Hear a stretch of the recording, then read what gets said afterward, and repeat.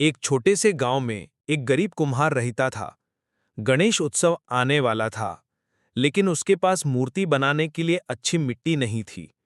वह दुखी होकर बप्पा से प्रार्थना करने लगा, हे गणपति बप्पा, मेरी मदद करो। रात को उसने सपना देखा।